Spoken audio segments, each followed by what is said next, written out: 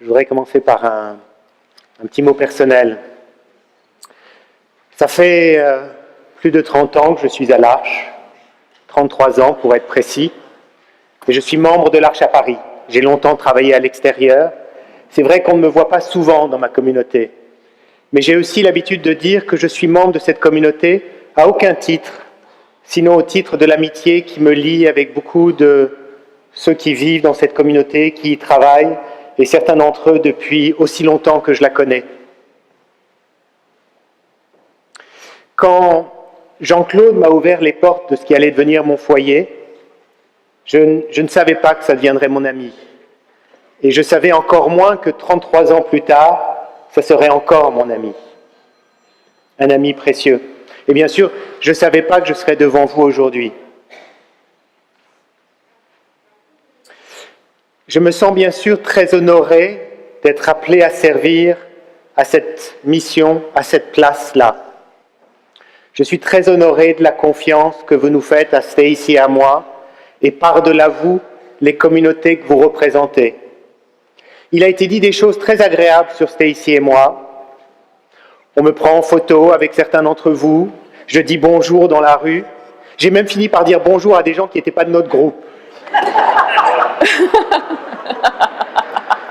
Un titre, une position honorable, éminente, mais j'ai besoin de prendre un peu de distance par rapport à tout ça.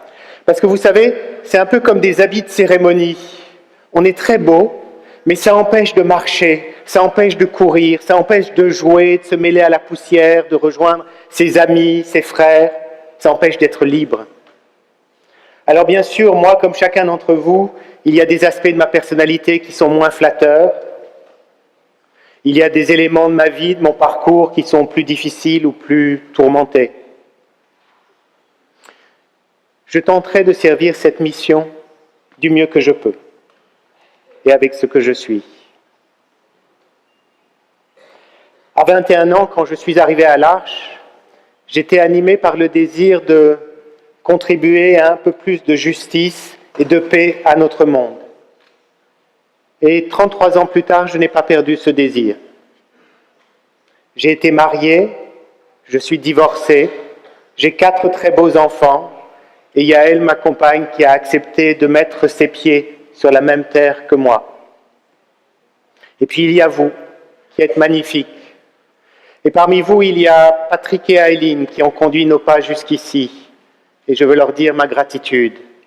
Et parmi vous, il y a Monique, la femme de Patrick, qui a pris sa part dans la charge portée par son mari. Et il y a Michael, ton frère, Aileen, et puis toute ta famille qui t'a soutenu aussi. À eux aussi, je veux dire ma reconnaissance.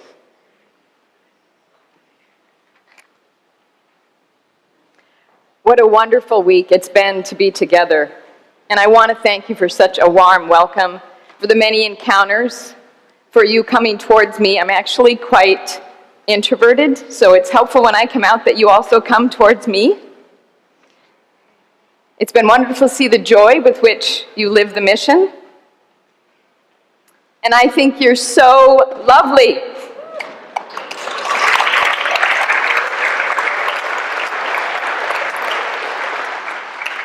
I want you to know that I take up this responsibility with you because I feel called. You have called me, and my Creator and Sustainer has called me, and that is a real anchor in my life. It's a real privilege to go forward in the boat together, and I want you to know how much I look forward to being with you, to coming alongside you, and it's really important that you know that I plan to stay with myself. I want to stay anchored in my inner life.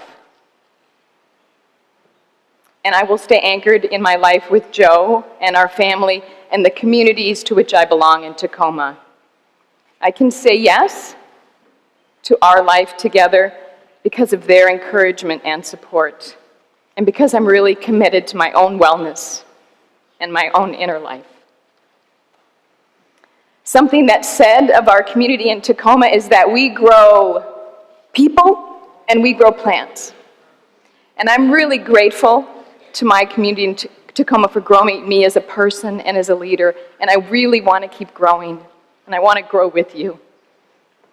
And I want to ask you to be patient. Thank you for the honor of calling me to share this leadership with Stefan and really with all of you.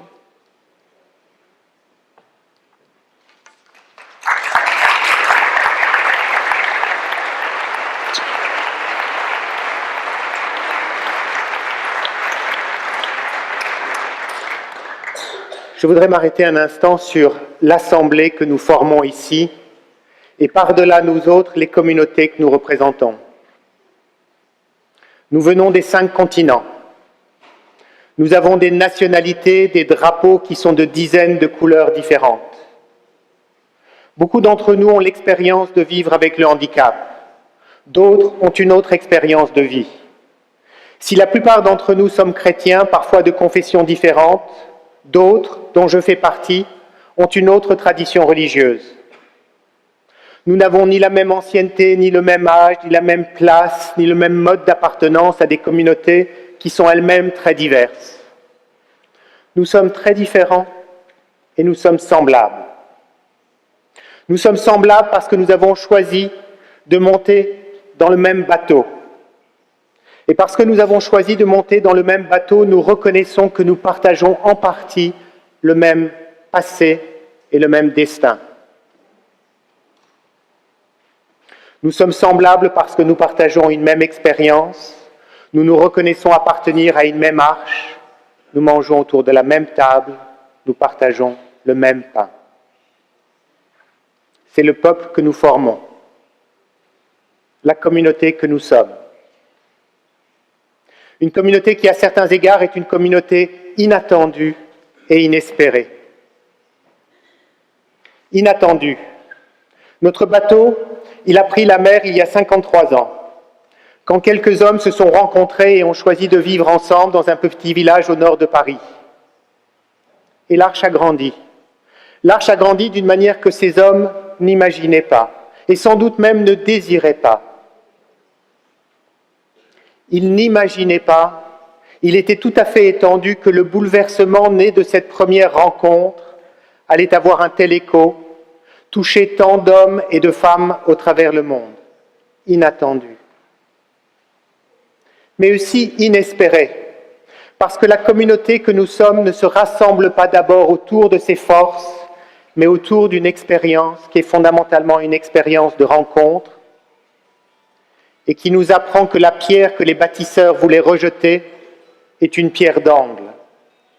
Inespérée, parce que la communauté que nous sommes a été fondée sur une pierre qui était une pierre rejetée. Et la vie a fleuri. Le thème de notre assemblée cette semaine, c'est « Rappeler l'avenir ensemble ». Alors je sais que c'est un peu compliqué, mais dans le fond, ça dit une idée simple. Ça dit qu'il y a un lien entre notre passé et notre avenir. Ça dit que nous n'aurons pas d'avenir si nous ne reconnaissons pas et n'intégrons pas que nous avons une histoire. Nous sommes les maillons, nous sommes chacun les maillons d'une chaîne. Le présent que nous vivons est un pont entre les deux rives du temps. Le présent que nous vivons, c'est ce chemin sur lequel nos pieds marchent, ces pieds dont Ruth nous parlait, ce chemin qui vient de quelque part et qui nous amène au loin.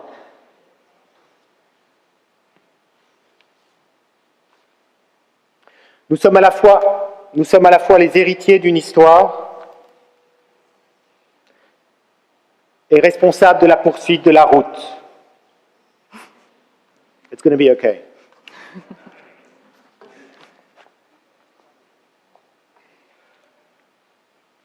Nous sommes à la fois les héritiers d'une histoire et responsables de la poursuite de la route. Une route qui, par certains endroits, n'a encore jamais été empruntée et que nous aurons à découvrir.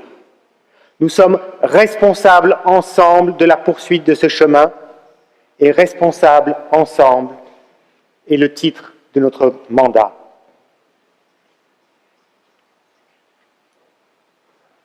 And this is our mandate. And it was created through a process of listening and your input. all of our voices, and through the really good efforts of our nomination committee over many months, and the spirit moving through all of that, with some surprises, I think, including myself. It weaves together our hopes and our dreams for the next 5 years and really encourages us to continue to do the good work begun. We heard the reports from Patrick and Eileen about the many efforts over these 5 years. And I think in the workshops that were held, you saw the fruits of the labors of many. And I really want to thank those that provided those workshops and the many gifts they shared with us and our opportunity to really hear about our life in the Federation. We are called to continue the work of inclusion, enculturation, and leadership development. And I really heard you this week that you still have a strong desire and a commitment to keep moving that work forward. It isn't named directly, but it's part of our work going forward. We built our understanding this week of our life in the Federation when we touched on the themes of unity, love, trust, and truth. And we did that in prayer and through the activities in our color groups. We remembered our call to unity in diversity, not uniformity, but to unity. Our desire to continue to weave together relationships of authentic love, to deepen our capacity to trust, and to face each other and our realities and speak and hear truth. And soon we will return home to continue that work and make it manifest, to make it real in our daily lives. And day after day in the assembly, we heard through the life of St. Patrick a simple truth, that our lives are woven together with sorrow and blessings. It has been a beautiful and joyous week, and we know there's beauty and joy when we return home, and we know there's messy and hard work in community life. I know I'm not always good and kind or the best person I want to be, and you may feel the same, and we get lost in the daily fog of community life. Our lives are woven together with sorrow and blessings. And as we turn towards home, Stefan and I want to share with you a vision of hope and some encouragement to go deeper, to go out, and to go within. Je ne sais faire qu'une seule chose à la fois, et je découvre que j'ai raté une slide. Est-ce que tu peux revenir sur la slide précédente? Merci. Et en effet, avec Stacy, on va se promener dans le mandat. On va se promener dans le mandat comme quelque chose qui serait notre carte de navigation principale. Un mandat qui, dans sa version écrite, ne tient qu'en une page, à peine plus qu'une page. 3 parties. 3 parties qui sont à chaque fois une invitation à avancer. Avancer en profondeur, avancer à l'extérieur, avancer à l'intérieur. 3 parties qui se rapportent à 3 mouvements: approfondir, s'ouvrir, consolider.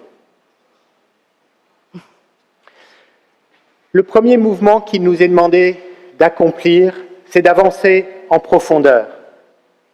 Je rapportais ce que Jean nous a dit à quelques-uns d'entre nous il y a 3 ans, c'était à l'occasion des 50 ans, quand il nous disait « Surtout ne dites pas que c'était mieux avant, continuez de chercher. Nous sommes des chercheurs. » Approfondir, c'est continuer de chercher encore qui nous sommes, quelle est notre identité. Et puis surtout peut-être pour qui nous sommes, quelle est notre vision, quelle est notre vocation. Je voudrais vous parler de notre charte, parce que ça va être un point important de notre mandat. Nous avons une charte qui est commune à l'ensemble des communautés de l'Arche dans le monde et qui a été rédigée en 1993. Une charte est un document qui énonce les principes fondamentaux à partir desquels une organisation, une entreprise ou une communauté est organisée. La charte de 1993, même si elle dit encore beaucoup de ce que nous sommes, ne rend plus suffisamment compte des évolutions que nous avons connues depuis 25 ans. Elle ne parle plus suffisamment la réalité qui est la nôtre aujourd'hui. Alors il a été décidé de la réécrire. Cette décision de réécrire la charte a été prise au cours du mandat de Patrick et d'Eileen, à la suite d'un travail qui était lui-même un des points du mandat que nous avions voté à Atlanta. Parce qu'une charte doit pouvoir dire ce que nous sommes, ce n'est pas un travail que nous pouvons confier uniquement à quelques spécialistes ou à des experts. Il faut que ce soit le fruit d'une réflexion commune et approfondie. Commune, il faut que ce soit le plus grand nombre d'entre nous qui puissent y participer, le plus grand nombre de nos communautés, parce que ça doit être une expression du corps dans son ensemble. Approfondie parce qu'il nous faudra comme plonger en nous-mêmes pour saisir la réalité qui est la nôtre et la rendre accessible dans un document accessible lui-même pour tous à l'intérieur de l'arche, pour tous à l'extérieur de l'arche. Depuis 1993, nos communautés, y compris les plus anciennes, ont évolué.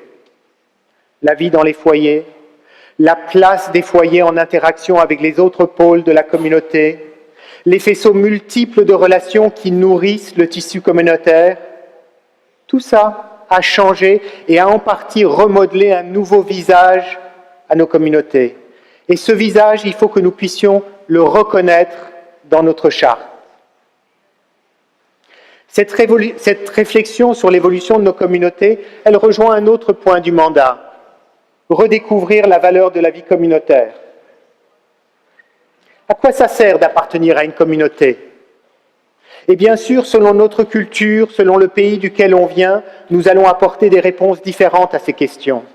Mais à chaque fois, ça pose la question du rapport entre l'individu et le groupe. Comment peut-on appartenir à une communauté sans que ce soit une aliénation, mais au contraire, un lieu pour grandir en liberté et en maturité? Il y a une autre raison pour laquelle notre charte doit être réécrite. L'expression de la vie spirituelle dans nos communautés a elle aussi évolué de pair avec la diversité des personnes qui sont venues rejoindre la vie communautaire. Diversité des personnes, aussi bien des assistants que des personnes handicapées. À l'Arche, nous avons l'habitude de dire que l'expérience est première. Cette expérience, c'est fondamentalement une expérience de rencontre. Certains parlent d'une spiritualité de la rencontre. Certains parlent du sacrement de la rencontre. Peut-être pourrions-nous même dire qu'à l'Arche, la rencontre de personne à personne est un acte liturgique. En tout cas, c'est sans doute autour de ce point-là, de ce lieu-là, que nous devrons apprendre à réaffirmer comment l'ancrage de l'Arche dans la tradition chrétienne est en même temps une ouverture à d'autres traditions ou d'autres horizons religieux et spirituels. Et comment cette ouverture-là ne dilue pas cet ancrage, mais au contraire le féconde et le renforce. Et comment pour chacun d'entre nous, quel que soit l'horizon duquel nous venons, quelles que soient nos convictions, par notre expérience à l'Arche, nous sommes amenés à creuser et notre ancrage et notre ouverture comme les deux extrémités d'un même arc. La charte de 1993 a été écrite avant le processus identité-émission, avant donc la rédaction de notre énoncé d'identité-émission, qui a très fortement restructuré la manière de nous représenter. La prochaine charte, j'imagine, sera traversée par l'esprit de cet énoncé, qui a comme renommé notre centre de gravité autour de relations, transformations, signes. Enfin, la dernière charte a été écrite essentiellement par des assistants et pour des assistants. La prochaine charte devra être écrite par tous les membres de nos communautés, assistants et personnes handicapées, pensée, parlée, mise en forme et écrite par tous et pour tous. Donc ce sera aussi un travail d'inclusion. L'inclusion qui n'est pas un chantier comme un autre, qui est le fond de ce que nous sommes. L'inclusion qui n'est pas d'abord ou même essentiellement le fait d'inclure à notre monde des personnes qui en sont exclues, mais que nos mondes se rejoignent. Et que notre charte porte la marque, comme la vie dans nos communautés, porte la marque de ceux qui élargissent notre monde pour que nous puissions nous y accueillir réciproquement. Ce ne sera pas un travail facile. Pas seulement parce qu'il est techniquement difficile de mobiliser le plus grand nombre de nos communautés dans le monde, mais aussi parce que nous pourrions découvrir que nous n'avons pas toujours la même vision. Difficile parce que les évolutions dont j'ai parlé sont aussi des risques. Le sens de la communauté peut se perdre, la spiritualité peut s'affadir. Difficile parce que, entre les héritiers que nous sommes d'une histoire et d'une tradition, et la responsabilité que nous avons face à l'avenir dans un environnement changeant et dans des milieux culturels très divers, il n'est pas toujours facile de discerner entre ce qui peut être une perte pour certains et un approfondissement ou un renouvellement pour d'autres. Pourtant, c'est un travail essentiel, parce que cette réflexion commune, cette mobilisation commune est en elle-même une manière de faire communauté, et parce que cet approfondissement est une condition essentielle pour que nous puissions nous rassembler, y compris dans l'expression de nos désaccords, nous rassembler dans une vision qui nous inspire et qui nous pousse en avant de nous-mêmes, en avant sur le chemin.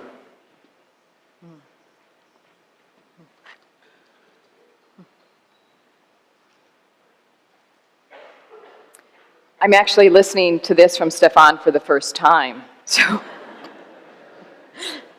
So I'm really moved by how you're talking about our charter. Thank you.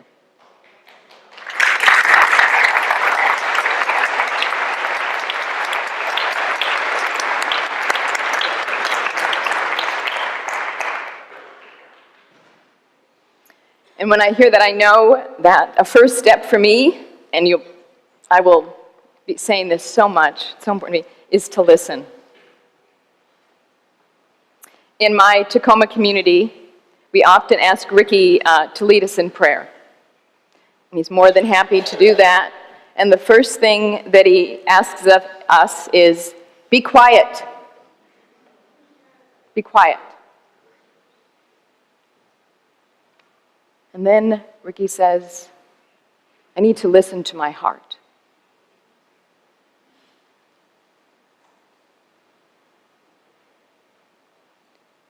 Can we also start there?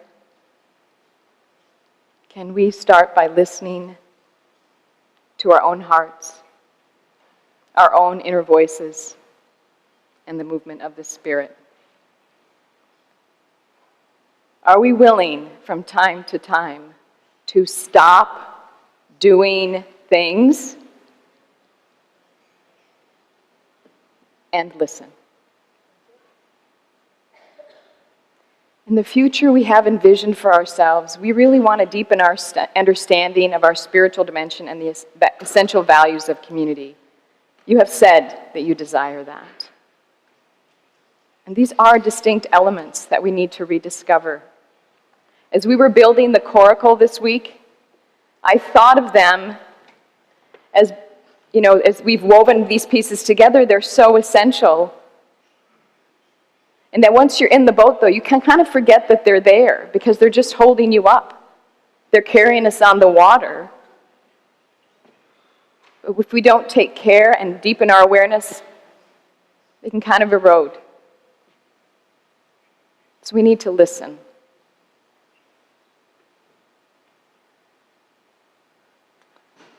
And this is already underway. It's not like, again, we haven't begun this good work. In the US, they started a very intentional listening process in 2016. And they created some questions and they sent them out to communities and they said, talk about it. Listen to each other in the community and with friends. And then they brought that information back and they're listening some more. And here's just a few questions they were really curious about. How are community members understanding and living the spirituality of L'Arche in real life? And how do we nurture the unique value of the spirituality of L'Arche in ways that respect and that are inclusive and are open to all? Those are good questions. They listened, and it's going to lead to more listening. And it'll be interesting to see what fruits come of that. I think one is already that they were having conversations with each other about it in community. I am aware that Flanders had a workshop where they shared about the new realities in their life because of the government regulations and the many challenges they face. And they're looking at finding a soulful way of staying rooted in the mission. And I believe they're giving witness to a reality that the demands that we feel so strongly in many places about government regulations, they are for sure a challenge, but they are not the challenge. I believe the challenge is to stay focused on what's essential, to make meaning out of what we do need to find around integration. So it's not to disregard the challenge, but it's to realize what it is we really need to recognize. What is the challenge for us?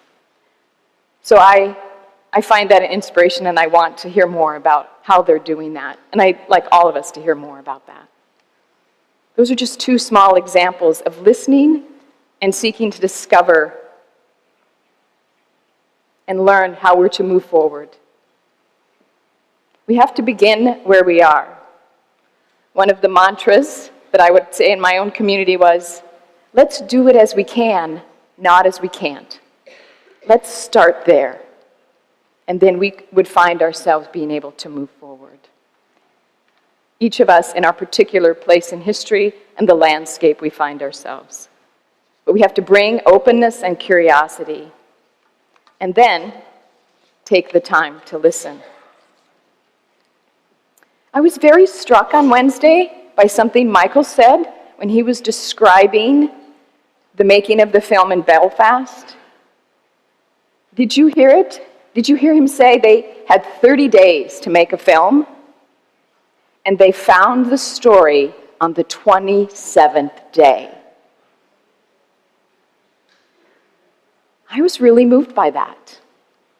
They found the story on the 27th day. Now, I'd be getting a little anxious. When's it going to come? Are we going to get there? But somehow they stayed in it, and they kept listening and paying attention. And didn't they find a beautiful story?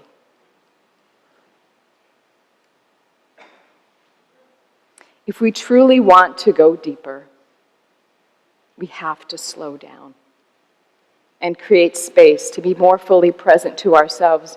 And if I do that, I'm going to be more fully present to you and each of us with each other. We must, as Friedrich Buechner writes, listen to our lives. So he says this: listen to your lives. Listen to your life, to the fathomless mystery that it is. In the boredom and the pain of it, no less than in the excitement and gladness. Touch, taste, smell your way to the holy and hidden heart of it. Because in the last analysis, all moments are key moments, and life itself is grace. I encourage us to trust the mystery of our lives. Can each of you go within your holy and hidden heart? That's where we begin. When you and I connect with our inner lives, our connections become more real. I think we find those places of unity and love and truth and trust. I know my way might not be your way. I think Stefano are going to discover that maybe my way is not always his way, and his way is not always my way. But I do trust that we will be able to be in this boat together. And to help you carry this call, I actually want to have you carry it with your body. So if I could have the team help me with this.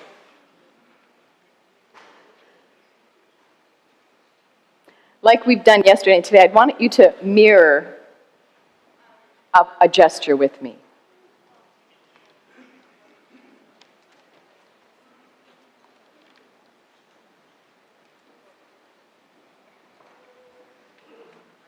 So bring your hands up to your ears.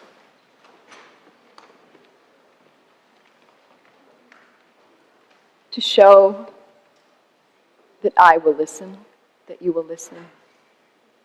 And then bring them down into a boat that has space. Let's do that again.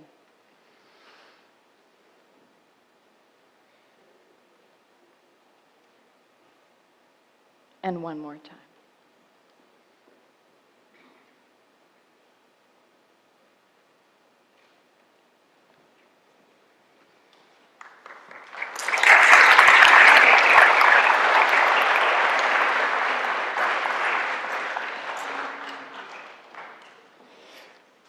Le premier mouvement qui nous était demandé d'accomplir, c'était d'avancer en profondeur. Et le second mouvement qui nous est demandé d'accomplir, c'est d'avancer à l'extérieur, de sortir dans le monde, de s'impliquer dans le monde. C'est normal. Un bateau, notre bateau, il n'est pas fait pour rester au port. Il est fait pour prendre le large, pour partir au loin. Nos communautés ne sont réellement des communautés qu'à la condition d'être en conversation avec le monde dont elles font partie. Une maison n'est réellement une maison qu'à la condition qu'elle a des fenêtres ouvertes sur le monde, une porte par laquelle je puisse entrer et sortir, inviter ceux qui sont dedans à aller dehors et inviter ceux qui sont dehors à rentrer me visiter dedans. Aller à l'extérieur, sortir de chez soi. C'est bien sûr une invitation pour la Fédération, c'est une responsabilité pour Stacy et moi, mais c'est une responsabilité pour chacun d'entre nous et pour chacune de nos communautés. Aller vers nos familles, aller vers nos amis, aller vers nos voisins, aller vers les représentants de nos pays, les représentants de nos églises ou de nos traditions religieuses. Aller vers tous ceux qui peuvent élargir notre cercle comme une ronde qui s'agrandit de tous ceux qui veulent bien la rejoindre. Le mandat, dans son préambule, nous demande de prendre notre responsabilité dans la construction d'un monde plus humain, dans lequel chacun puisse avoir sa place. Le mandat nous demande ça, notre charte en 1993 nous le demandait aussi, notre énoncé d'identité et mission nous le rappelle aussi. Mais en quoi cela nous concerne-t-il ? Jean-Pierre Crépieux est une des premières personnes qui a été accueillie par Jean en 1964 à Trolly. Jean-Pierre Crépieux est la première personne avec un handicap mental qui a reçu à l'occasion des 50 ans de l'Arche, de la main du président de la République française, la plus haute distinction civile du pays, la Légion d'honneur.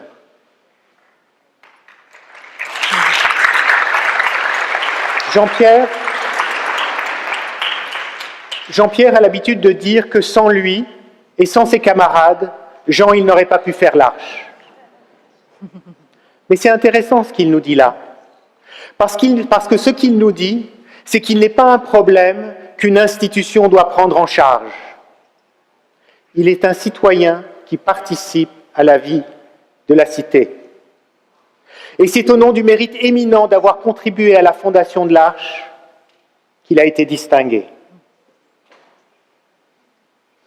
Dans un monde comme le nôtre, qui privilégie la performance, l'excellence, la maîtrise, quelle peut être la place de personnes qui, en raison de leurs difficultés ou de leurs limites, sont situées spontanément en bas de l'échelle de la performance, de la maîtrise ou de l'excellence ?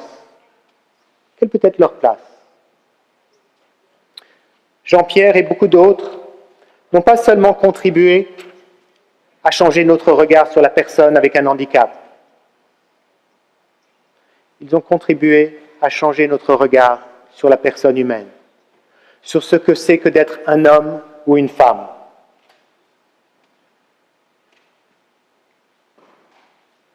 Et cet apprentissage est une libération.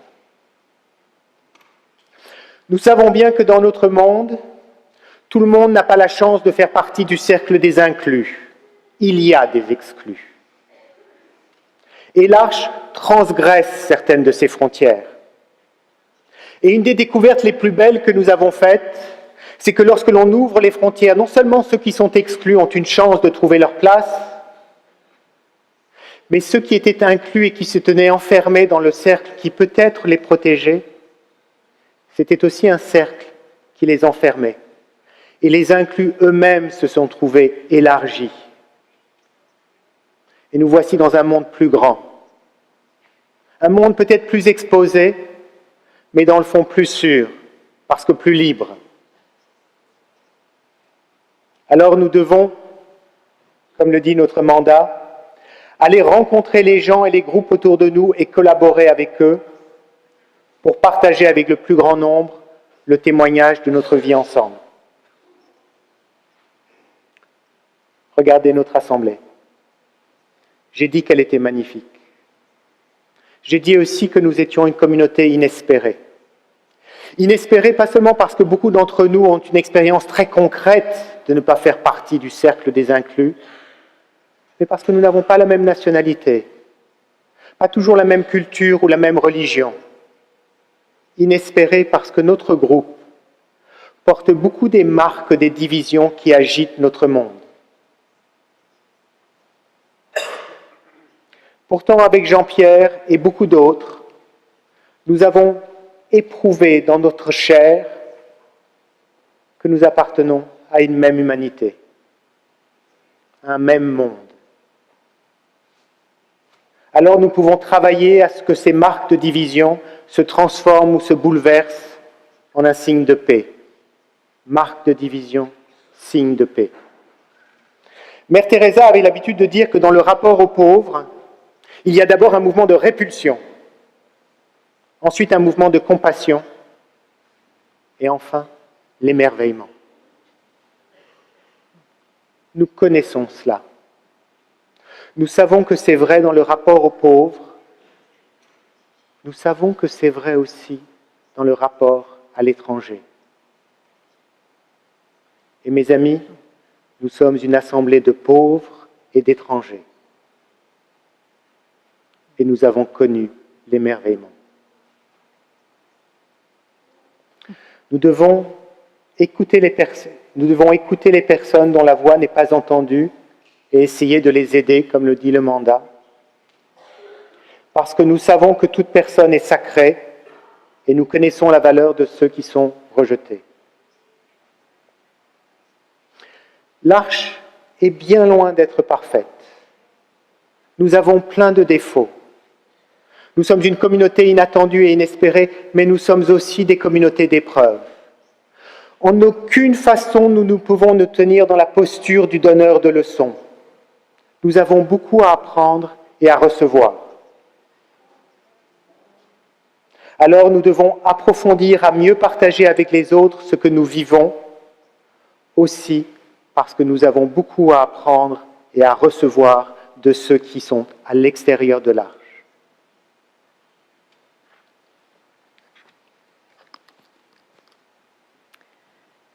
Several weeks back, I remember being on a call with Pat Favreau, who has done a wonderful job with a great team to coordinate this assembly, and he was saying the planning was happening in the context of a lot of worries in the world.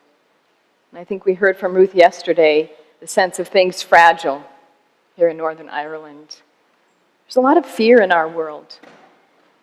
Hafez, who's a Persian mystic who lived centuries ago, said this, and I think he's speaking to us today. Fear is the cheapest room in the house. I would like to see you in better conditions. Fear is the cheapest room in the house. and I would like to see you in better conditions. If we really want to be active participants in widening the circle of concern and moving across borders and building the beloved community that Ruth referred to yesterday, we need to really look honestly at our own habits of othering and excluding. We live in a time when many people are closing ranks and seeking to just be with those who are like themselves, and they really fear the other. And it doesn't mean we shouldn't listen to our fears or anxieties, but it's not the place we want to live, and it's not the place we want to move from. I'd like to see you living in better conditions. And better conditions doesn't necessarily mean comfort. For expanding our circles asks us to go beyond our own comfort and the places maybe we've grown really familiar with, places we're really comfortable and it feels good, and go out into the deep. As Stefan already mentioned, our boat is not meant for the harbor, to be tucked away. It's really meant to be out in the waters of life. And I'll be really honest with you, I am not a water person. I'm a gardener. I like my feet on the ground. I will go out with Joe in a double kayak. I'll go where I wouldn't go alone, but I wouldn't go anywhere alone on the water. It's just not my place of comfort. Taking risks and stepping out of our comfort zone, it's really important for our personal and community development and growing as one L'Arche. How many of you were out of your comfort at some point yesterday in Downpatrick? I know I was. There were moments when you just had to go along and it wasn't situations I was familiar with. It was a full day of, in many ways, being out of our comfort. And it took a lot of work, actually, to get us there. There's a whole team led by Susan that put a lot of effort in all those details yesterday. And just like our lives, they didn't go perfectly. Some of us had lunches a little late, and we weren't sure what was happening next. And that's our life. We're actually called to do that more often. And it really takes effort. I've heard our fundraisers talk this week about their willingness, but also their uncertainty, how they're going to have to push, and we all are going to have to stretch our muscles, as Nathan invited us, to be able to go out. We're going to have to go beyond our comfort zone. A story came to mind as I was listening to our week. Years ago, I went on a very unusual retreat. I went on the river. My personal spiritual director was also a river guide, and she encouraged me to go on a river rafting trip as a retreat. I did not think this was such a good idea. I am not a water person.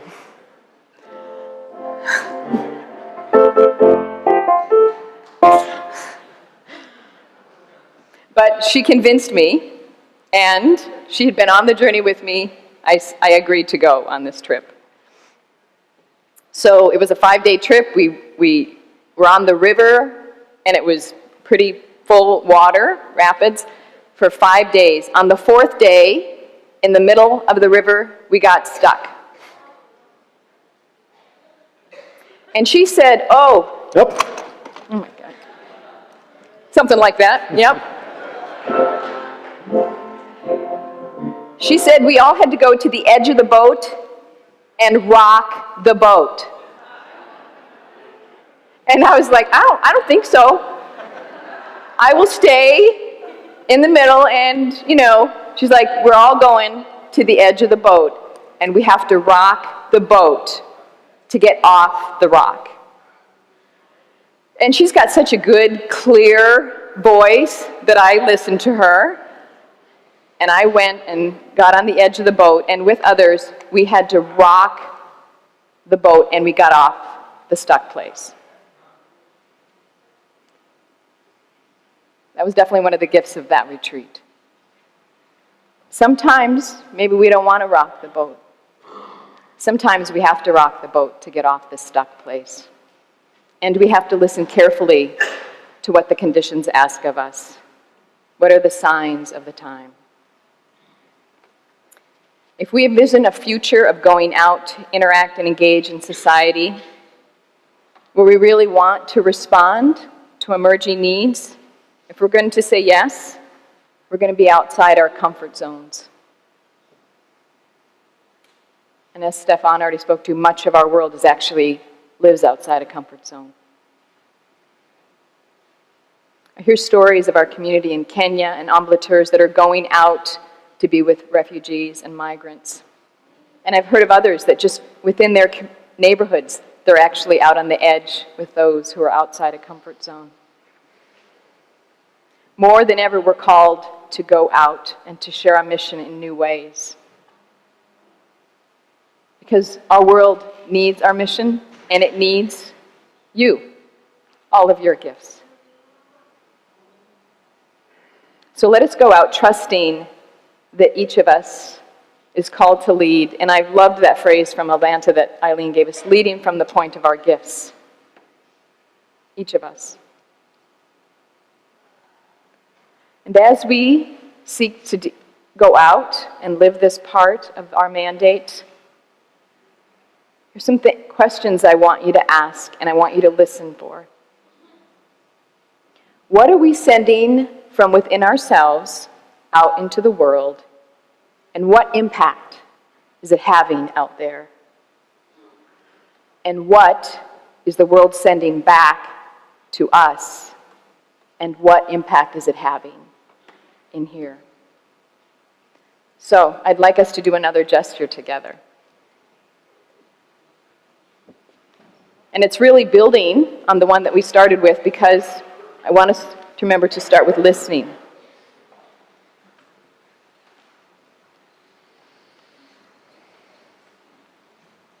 So we start with listening again, and our boat, and going out. Again.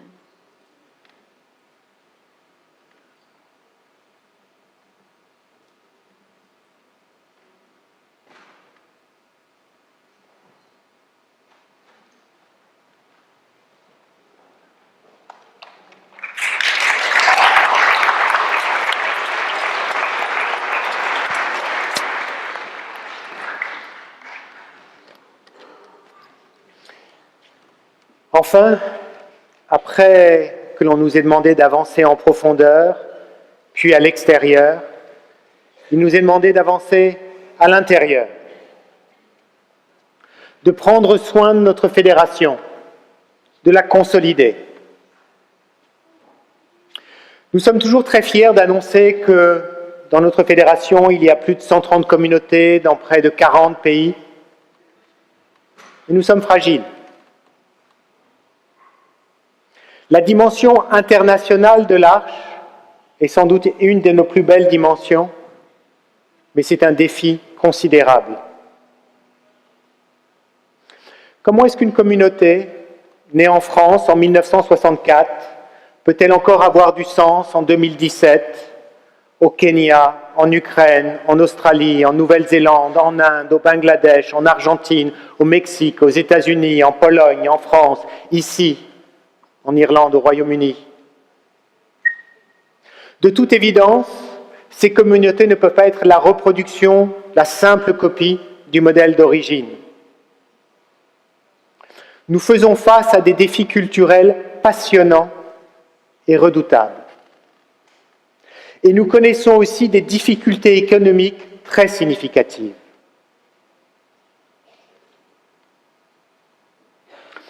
Pourquoi cette dimension internationale de l'Arche est-elle si belle?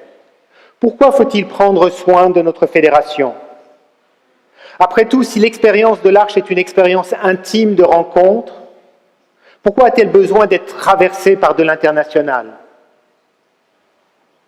Pourquoi est-ce que Larry d'Irlande, Moussa du Kenya, Enda de Côte d'Ivoire, Raffaella d'Italie ou Matthäus de Pologne me touchent-ils tant?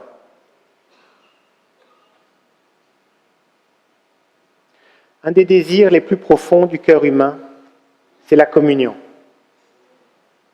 Un accord fondamental qui me lie au monde et à ceux qui y habitent. Une alliance qui me révèle à la fois que je suis unique et que j'ai des frères. Larry, Enda, Moussa, Raffaella, Matthäus sont très différents de moi. Nous n'avons même ni les mêmes talents, ni les mêmes limites, ni la même nationalité, ni parfois la même couleur de peau ou la même religion. Pourtant, ils ont un don très particulier, celui de me crier que j'ai des frères, celui de donner un visage et un corps à la fraternité, celui de provoquer la communion. Ils me rappellent que ce qui est beau, ce n'est pas que l'Arche soit internationale, c'est qu'elle ouvre à la communion et à l'universel, et que c'est par l'intime que j'y accède. Ceci a un prix et nous engage. Quand une communauté aide une autre communauté ou contribue à la vie de la fédération, elle n'est pas seulement en train d'être solidaire seulement. Elle reconnaît qu'être une communauté de l'Arche, c'est être local, national, international. Elle reconnaît qu'une communauté de l'Arche, c'est le lieu de l'intime et de l'universel. Elle reconnaît que nous sommes une organisation, oui, mais que nous sommes aussi un corps. Nous savons que la communauté est précieuse et nous la recherchons. Et pourtant, nous avons un rapport ambivalent avec elle parce que nous savons qu'elle nous pose la question du rapport de la liberté de l'individu face au groupe. De même, chacune de nos communautés face à cet ensemble plus vaste qu'est la fédération. Nous la savons nécessaire et précieuse, et pourtant nous hésitons.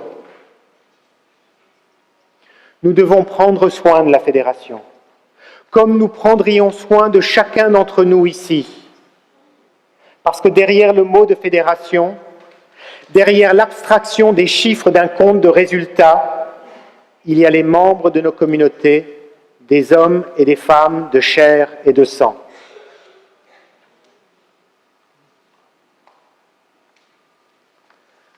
Beaucoup de nos communautés ont des difficultés économiques, y compris dans les pays riches. Et bien sûr, aussi dans tous ceux de nos pays, et ce sont la majorité dans la fédération, de tous ceux de nos pays qui ne reçoivent pas ou très peu de financement public.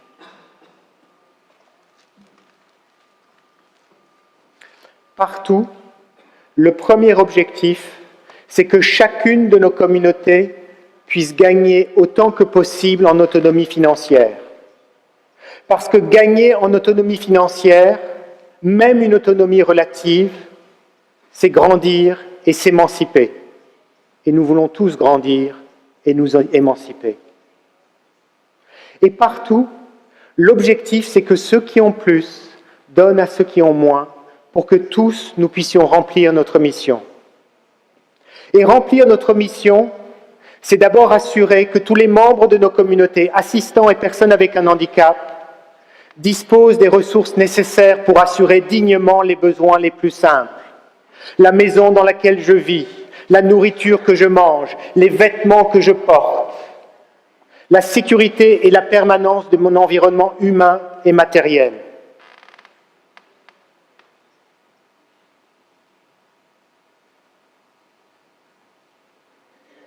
Pour la plupart des membres de nos communautés, ceci est un acquis, pour d'autres non.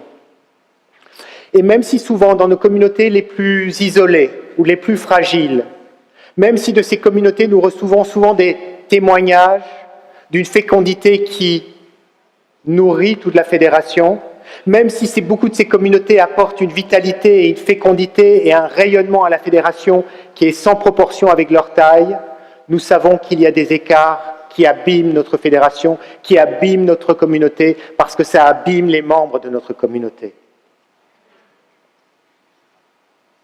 Il y a des écarts entre les communautés de nos pays qui sont normaux parce que les modes ou les standards de vie des 38 pays de la Fédération ne sont pas les mêmes, mais il y en a d'autres, quelle que soit la raison, qui sont trop importants.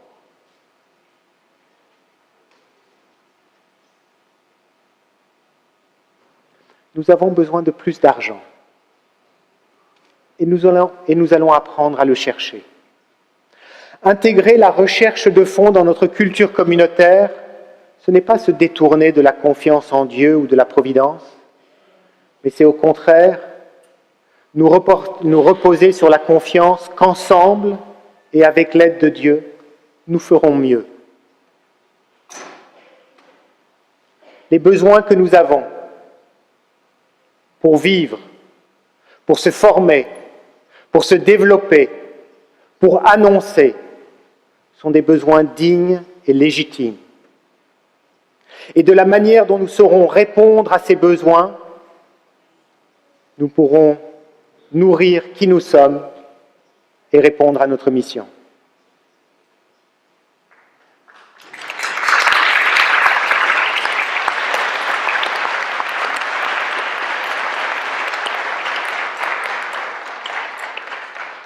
So we've spoken about going deeper and going out.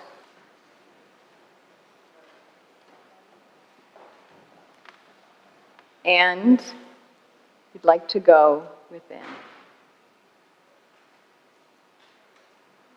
So let's do that. So we're listening, going deeper, putting our arms out, going out, and drawing back in the Federation. One more time.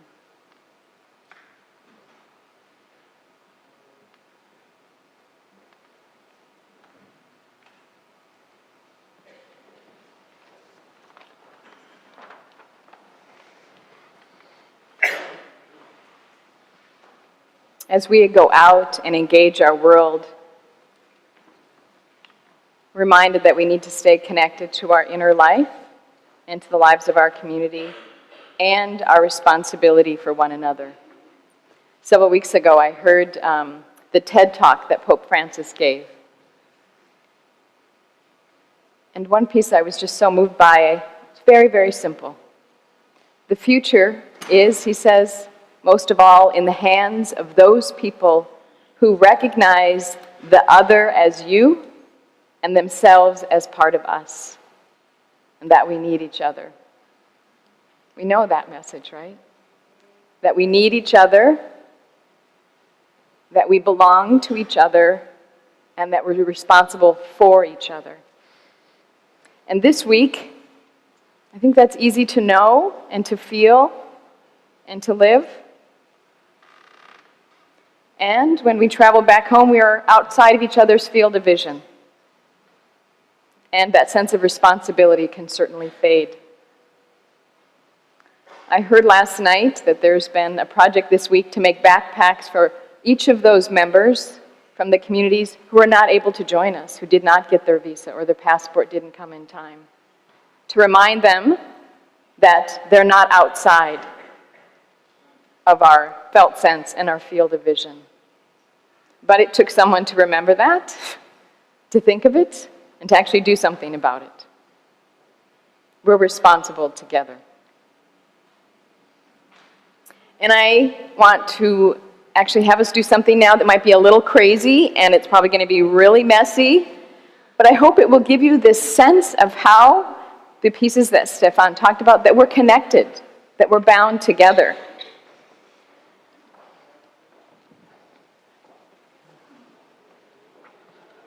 Now this is going to be a mess. So is life, right?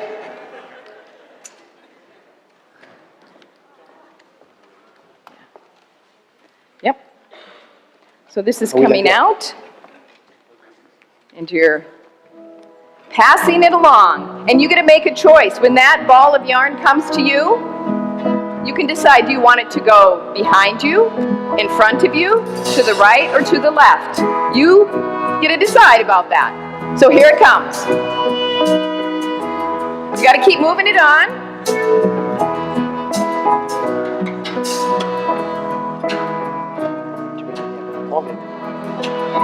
And hang on to your piece. Hang on to your piece and pass the thread. Oh yeah. Be careful. Don't hurt anybody.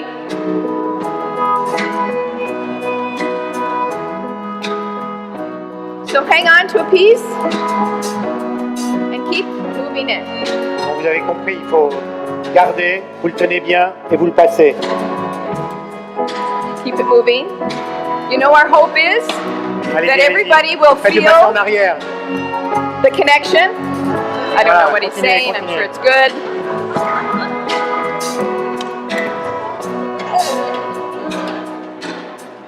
How we doing? Allez, les pelotes doivent continuer à tourner. Oh, there it goes. En avant, en arrière, à gauche, à droite.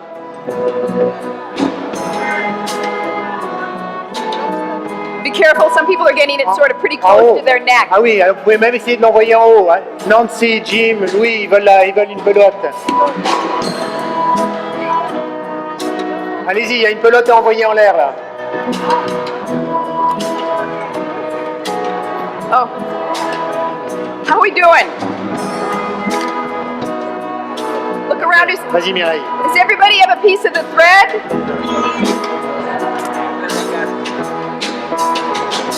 Can you help? Can you make sure that we are connected? Oh, it looks so beautiful and messy! Woo! Allez, Oh my God. allez-y, allez-y. So, this is as I predicted. This is chaotic. So, how we doing? Has everybody got it? Everybody connected? Look around. Regardez. I want you to lift this up. This is what we need to remember. That we are connected, and give a little tug. Your tug, if you want to do that, somebody else is going to feel that. And sometimes they might like it, and sometimes they may not. En voilà. Okay?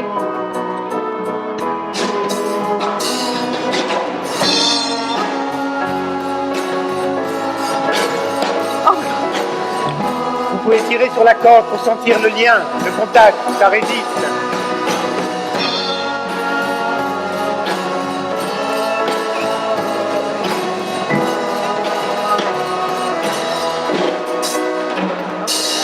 okay, now, we actually want to start passing all of this forward. We're going to regather it. Yes, I know we can. We might actually have to have some assistance from our team. We might have to actually cut it in a few places to Maintenant reconnect. on ramène tout ça. But pass it from the back forward. See if you can. Here it comes, those waves. On le lâche et on le fait passer en avant.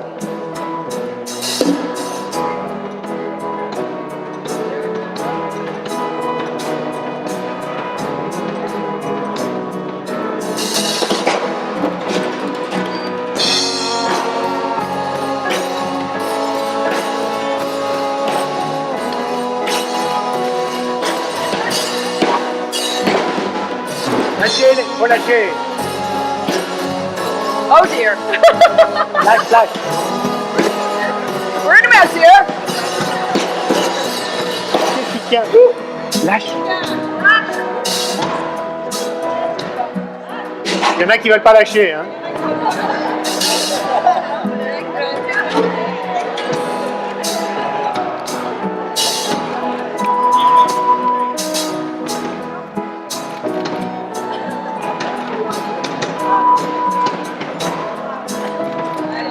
Allez, on y arrive, on y arrive.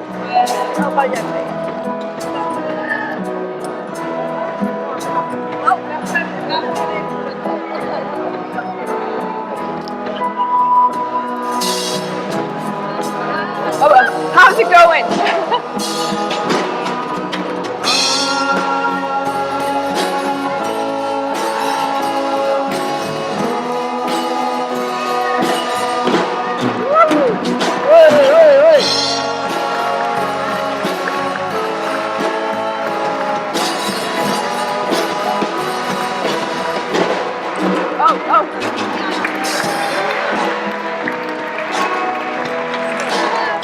Tu es là?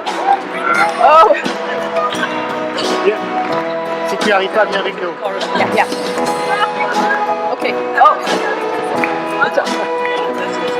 We need help here. Oh. We might need a pair of scissors.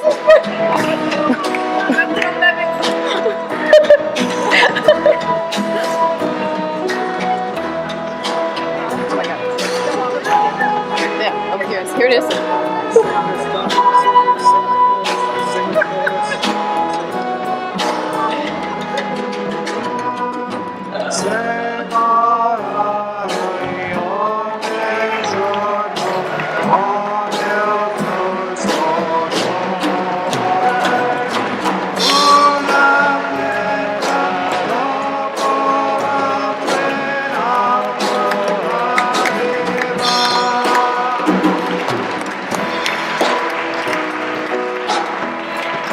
So, please remember, we're one L'Arche. Hold on to the thread. And, laugh, have fun. When it gets messy, enjoy.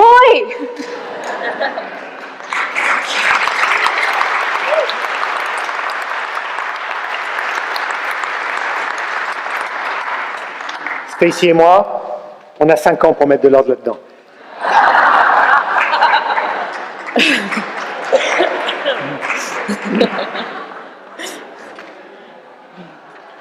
Approfondir, s'ouvrir, consolider.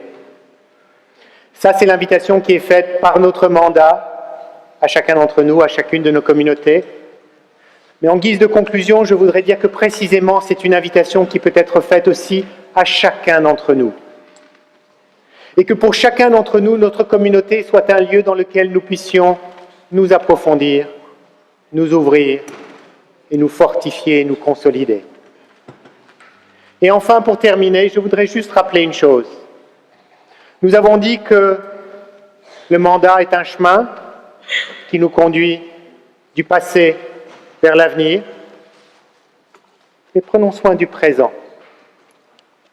Nous n'irons réellement là où nous voulons aller que si nous continuons de regarder ce qui est aujourd'hui, maintenant, ici. Regardez la beauté du monde qui est ici et réjouissons-nous. Regardez la beauté des visages qui nous entourent maintenant et réjouissons-nous. Parce que beaucoup de ce que nous cherchons demain est déjà avec nous aujourd'hui. Merci.